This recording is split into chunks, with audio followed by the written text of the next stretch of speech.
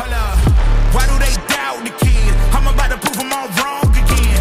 I got a low tolerance, cause they don't even know what the problem is. It's me. You waiting on the boy to fail, then hold your breath and face your death. Cause you play the roulette with each step I progress, no less. Go ahead and place your bet. Welcome back, y'all. This is the Double M Sports Podcast. I'm your host, Jesus Dinero, here with my co-host, Puma El Gato. What do we got going on tonight, my man? You could be number 15. You could be number 8. You can be number 1. UFC rank means absolutely dip. Let's talk about that. So listen, very recently, there's been a number of fighters that have gotten a chance to face not just maybe the top of the division, number 1, 2, or 3, but also, hey, in some cases, the champion. I bring this up for a number of reasons. Very recently, we had UFC 317 just passed by just a day ago or so. And we got a couple of fights that kind of didn't make a whole lot of sense. But you know what? People stepped up, and now other people are getting shots. Let me give you two references fight just from UFC 317. So we had Royval go up against Joshua Van. Joshua Van put on a hell of a fight, as did Royval. And Joshua Van was number 12. Royval was number 1. And now, because Joshua Van took the fight to Royval, got the dub, looks like now Royval's going to get a fight. I'm sorry, not Royval. Joshua Van's going to get a fight up against Pantoja. And listen, I'm not saying the man didn't earn it. That was a hell of a fight. He fought 3 weeks ago. So this man's clearly putting in work. The reason I'm confused is because, listen, we have a scenario here where a number 12 fought a number 1. So he basically kind of skipped over 2 through 11. Got a chance. I know some people are saying, oh, it was a last minute. He subbed in. It was kind of a to save the card type of thing. Okay. Fair enough. Bringing me to my next point. We had Charles Oliveira go up against the man himself, the man that took the big old dub this past weekend, Ilia Topuria. And, of course, these are both number 1 rated and the champion. So, of course, nothing wrong there, right? Well, after the fight happened and Ilia took the dub, what happened? They brought in a Paddy Pimblett in the face-off against Ilia Topuria. But wait, we have a number 1 contender, Arman Tsarukyan. So what is going on here? It's a tale as old as time, and many, many people have said it before me. DC actually brought it up very recently in an interview he did, as did Mr. Cringe. What's Mr. Cringe's name again? I can't remember his name. Henry Cejudo. He brought it up as well on his talk with Usman on their podcast. And it's just one of those things where everyone's admitting the rankings don't make any sense. So my point is, what the hell's the point? If you're at number 10, 9, 8, and you just put on a fight that looks phenomenally good, you stand a chance of getting a shot at number 1 at the champion. There was a very, very long time ago where Dana White used to criticize the hell out of boxing because he said, why is the champion not fighting 1, 2, or 3? He's fighting this guy, and it's clearly a money grab and blah, blah, blah. And now the UFC is guilty of doing the exact same thing that Dana White was constantly complaining about that boxing did. Here we are where a number 1 or the champion himself is fighting number 12, number 9, number 13. And it's not because he's lapped the division and he's beaten everybody from number 1 to number 10. No, it's because it's exciting. It'll make money. And listen, I'm not against the concept. Let's be honest about the scenario here. It doesn't matter where you fall in the rankings unless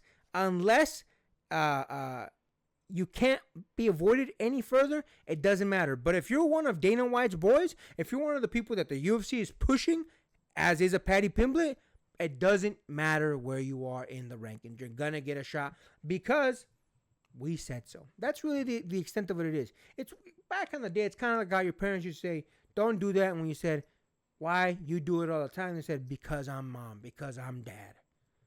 There's no rhyme or reason to it. It's just because it is. It's because I've divined it, because I said so. So why do we even have rankings? If that's the reality of the circumstances, if we're just going to go ahead and skip over the rankings, why not just match everybody up against somebody, slowly eliminate someone, and then do it that way? Because then at the very least, we'll get rid of some boring fights, we'll get rid of some fun fights, and then we'll have a number 1 and a number 2. Oh, wait! That's a ranking system.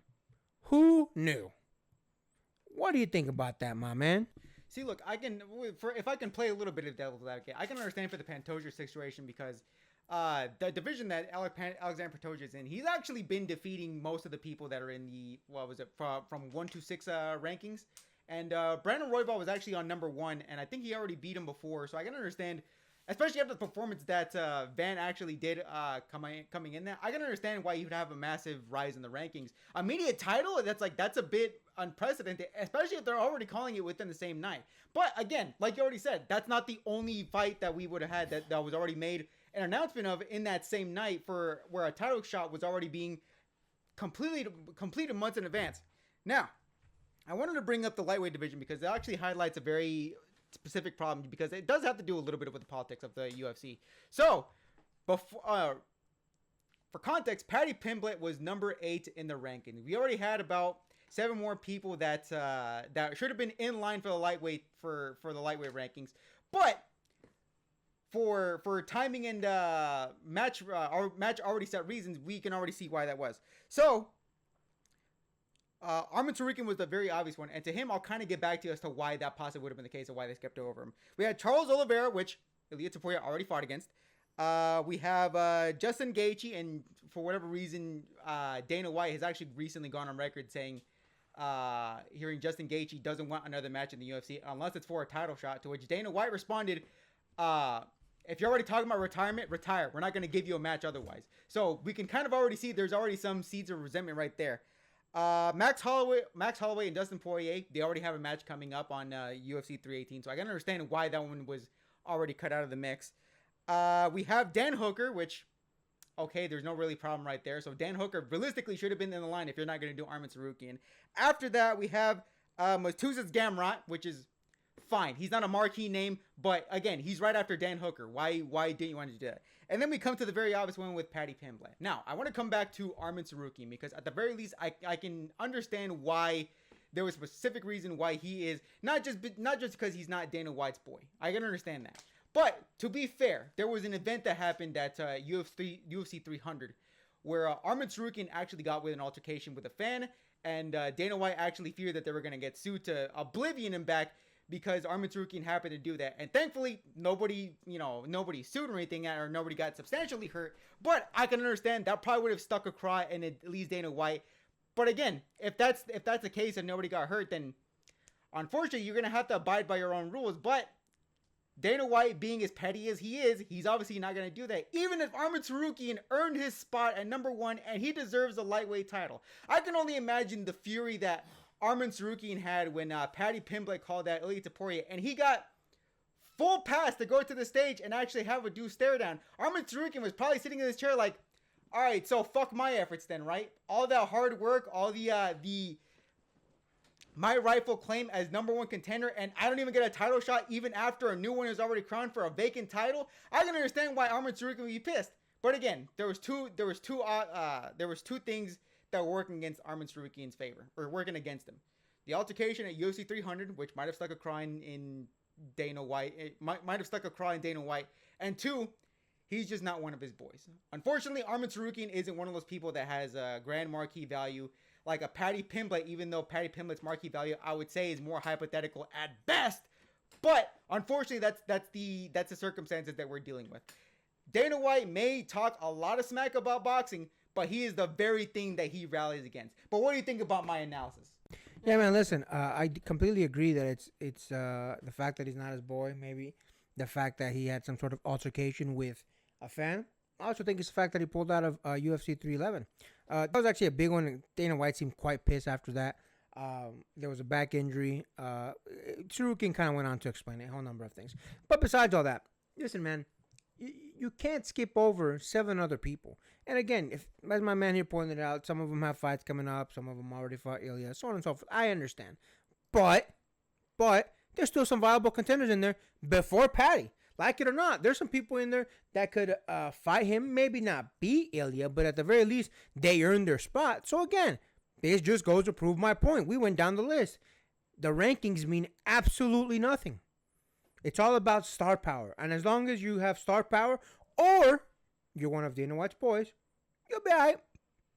You'll be all right. Doesn't matter. Doesn't matter what it is. So why even have the rankings? If that's the case, why even have the rankings? It just seems like a whole bunch of BS to me and a whole bunch of yipper yapper. Because if the number 1 or the number 2 or the number 3 doesn't get a shot before the number 8, what are we doing? The rankings mean absolutely nothing. It's sad. And with that, make sure to like, comment, hate, subscribe, DM us about the bullshit, and Until next time, get rest and stay blessed. We'll see you in the next one.